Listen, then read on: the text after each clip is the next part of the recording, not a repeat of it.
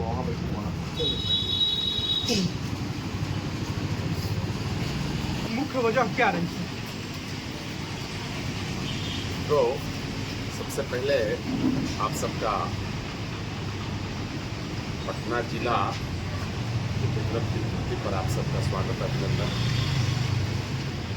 आप सब जानते हैं कि अभी आज से 4 दिन पहले 5 दिन पहले पार्लियामेंट के अंदर में देश के माननीय गृह मंत्री अमित शाह जी ने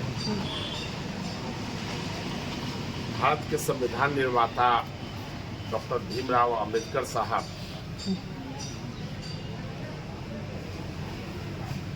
को लेकर के कुछ आपत्तिजनक टिप्पणी की।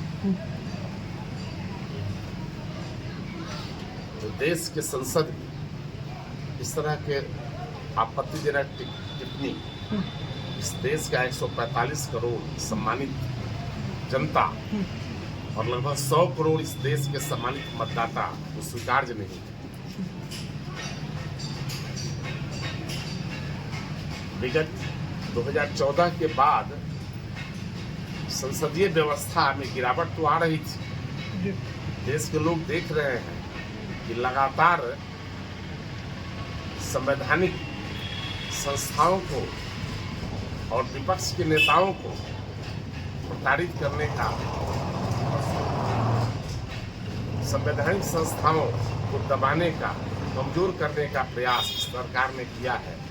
ये हद तो तब हो गई जब इस देश मुल्क जब संविधान से चल रहा है, इस देश के संविधान निर्माता पर भी ये उंगली उठाने का काम इन्होंने किया। आप यह भी जानते हैं कि बाबा साहब अम्बेडकर सभी समाज को लेकर के चलने का उन्होंने एक तपस्या किया था, एक निर्णय लिया था, एक एथिक्स उन्होंने रखा था जी। लेकिन बार बार भाजपा नीति गठबंधन की सरकार जो संविधान बदलने के लिए 400 सीट मांग रही थी, देश के सम्मानित मतदाताओं ने उसको खारिज किया और उसको 240 पर लाया कि तुम देश के संविधान नहीं बदल सकते हो, देश के लोगों का अपमान नहीं कर सकते हो, हम बर्दाश्त नहीं करते हैं। इसके 240 का आंकड़ा आने के बावजूद भी भाजपा के तमाम साथी किसी न किसी तरह से हमारे नेता माननीय राहुल गांधी जी, माननीय खड़गे साहब, माननीय हमारे राष्ट्रीय अध्यक्ष माननीय खड़गे साहब और अन्य नेताओं को संसद भवन नहीं दे रही है। लेकिन कहीं न कहीं अगर देखा जाए तो भाजपा का आरोप ये भी है कि उनके सांसद का ढकेला गया राहुल गांधी जी द्वारा और सर फोड़ा गया। कुछ दिन पहले आपको ज्ञात होगा कि राहुल गांधी जी की सदस्यता भाजपा के मित्रों ने साजिशन समाप्त करवाने का प्रयास किया, जिसको कि माननीय न्यायालय ने बरी किया उनको। भाजपा के पास जब कोई अपना फंसने का मामला होता है तो कहीं न कहीं चीजों को डाइवर्ट करती है। उसी डाइवर्ट करने में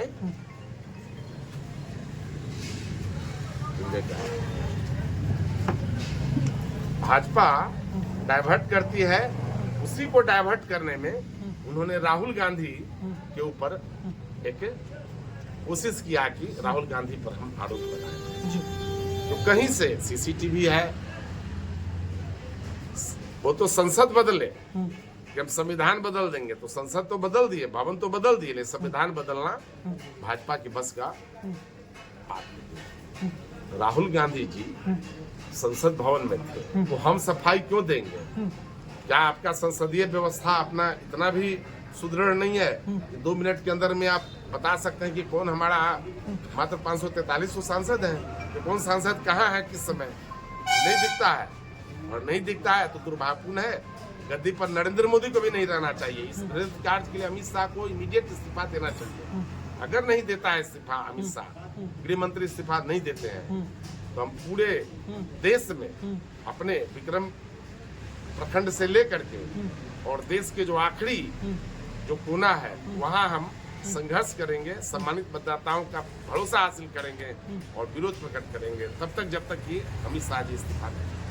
अगर देखा जाए तो कहीं ना कहीं अगर बात आप इस्तीफा की कर रहे हैं तो क्या लगता है कि अमित शाह आपके संघर्षों से आपके जो कई एजेंडे हैं या रोड जाम करने से अब अमित शाह इस्तीफा दे, जो कि भाजपा के चाणक्य कहे जाने वाले हैं? देखिए, भाजपा का चाणक्य है कि क्या है हम नहीं जानते हैं। निश्चित तौर पर एक सांसद है और संसदीय व्यवस्था का पालन उनको करना चाहिए। अगर आरोप लगता है तो उनको इस्तीफा देना चाहिए। इस मुल्क, इस भारतीय लोकतंत्र की व्यवस्था बनी हुई है, संविधान की व्यवस्था बनी हुई है, लोकसभा की व्यवस्था बनी हुई है। इसमें लोग समय समय पर अगर उन पर आरोप लगे हैं तो उन्होंने इस्तीफा दिया है। अमित शाह कोई पहले व्यक्ति नहीं है कि अगर इस तरह का घृणित कार्य करेंगे और अगर इस देश की संसदीय व्यवस्था में लगभग आधे सांसद अगर उनका इस्तीफा मांगते हैं तो उनका इस्तीफा नहीं देना इस लोकतंत्र को कमजोर करना है। पहले उनको इस्तीफा देना चाहिए, उसके बाद देश के लोगों से माफी भी साथ साथ मांगनी चाहिए। इस्तीफा देने के साथ साथ ये हमारा मांग है। आगे की बिहार की अगर बात की जाए तो बिहार की रणनीति में क्या देखने को मिलेगा 2025 में, क्योंकि नजदीक है बिहार विधानसभा चुनाव। कहीं इसी चीज को लेकर कांग्रेस तो ये सारी खेल नहीं कर रही है। कांग्रेस क्यों आप बोलेंगे अमित शाह जी, अपमानित करेंगे पिछड़ों को अमित शाह जी, और खेल कांग्रेस करेगी, ये समझ में नहीं आता है। ये तो कहीं विपक्ष का ये भी है, भाजपा का ये दावा है कि कहीं ना कहीं हमें चुनावी मुद्दों से भ्रमित करने के लिए, जनताओं को भ्रमित करने के लिए कांग्रेस ये सारे खेल रच रही है।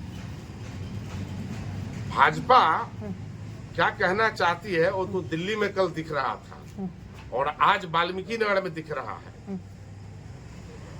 बिहार का मुख्यमंत्री अभी वाल्मीकि नगर में है, प्रगति यात्रा पर है और उनको गद्दी से हटाने के लिए भाजपा के तमाम बड़े नेता दिल्ली में है। भाजपा की कथनी और करनी में बहुत फर्क है। बिना मंत्री के प्रगति समीक्षा कर रहे हैं नीतीश कुमार वाल्मीकि नगर में, और बिहार को जीतने के लिए भाजपा के नेता दिल्ली में भ्रमण कर रहे हैं। तो हरियाणा में आज है। कहीं ना कहीं चर्चाओं में ये भी दिखा जा रहा है कि नीतीश कुमार जी फिर से महागठबंधन के हिस्सा बन सकते हैं। हमारा इस पर कोई प्रतिक्रिया नहीं है। नीतीश कुमार जी अम्बेडकर को अपमानित करने का कार्य कर रहे हैं।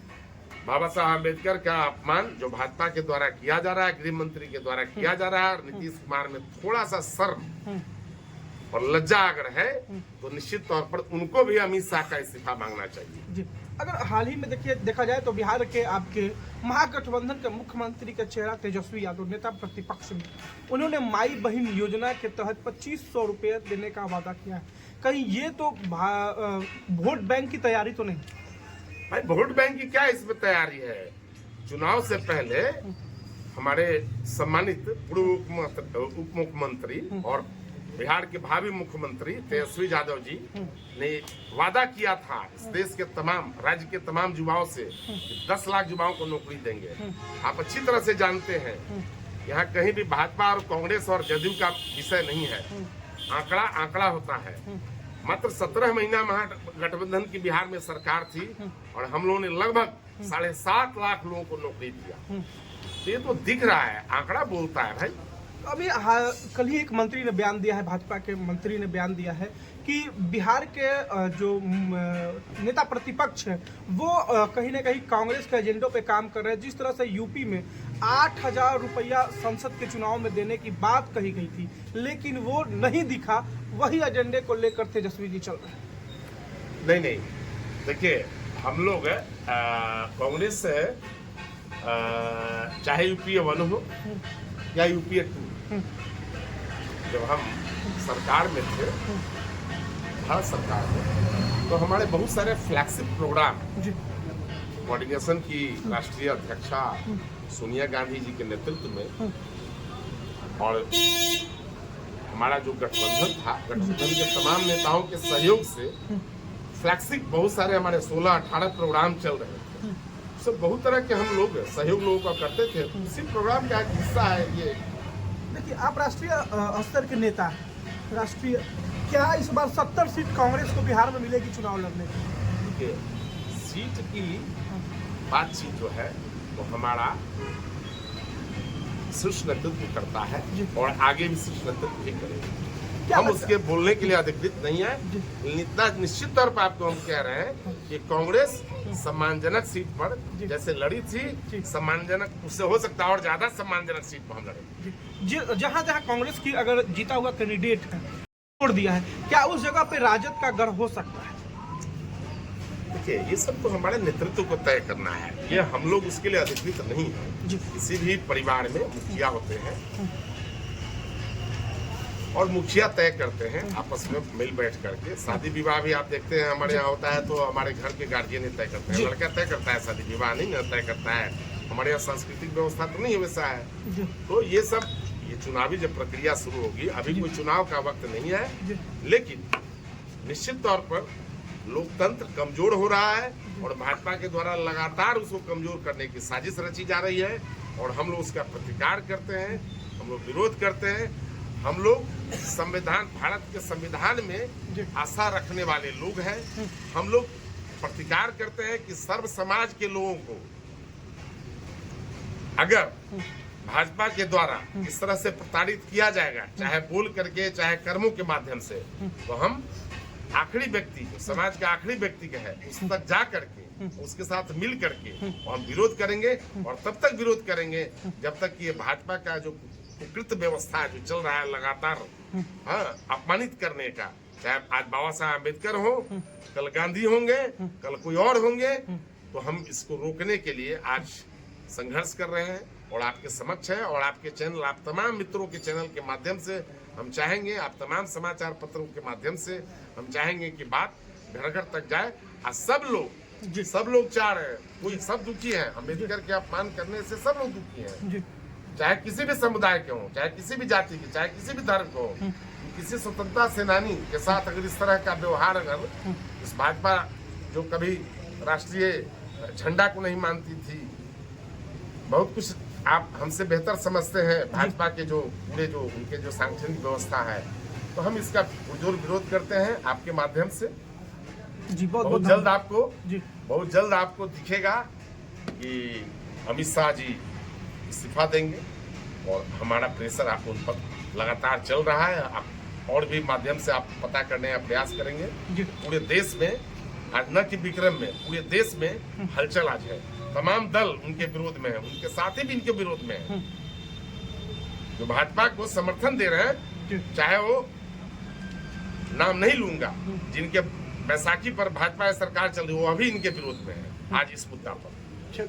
आप एक बार अपना परिचय बता दीजिए। डॉक्टर अशोक गगन, national coordinator, Akhil Bharatiya Congress committee, SC department, पूर्व प्रत्याशी, प्रवक्ता, बिहार प्रदेश कांग्रेस। बहुत बहुत धन्यवाद आपका सर। बहुत बहुत धन्यवाद आप सबको भी, आप सब आए उसके लिए बधाई, शुभकामना। Thank you. जिस तरह से राहुल गांधी जी के बारे में आरोप लग रहा है कि उन्होंने भाजपा के सांसद को धक्का दिया और उनका सर फोड़ा है, क्या लग रहा है? जिस तरह से अभी आप लोग डॉक्टर भीमराव अंबेडकर जो संविधान लेखक है, उनका भी कहीं ना कहीं आप लोग ये कह रहे हैं कि अपमानित अमित शाह जी द्वारा, क्या? सबसे पहले तो राहुल जी के ये जो विपक्ष के नेता हैं देश के, उन पर ये आरोप भाजपा के साथी नरेंद्र मोदी जी, अमित शाह जी लगा रहे हैं और तमाम बीजेपी के लोग कि सारंगी जी आईसीयू में भर्ती हो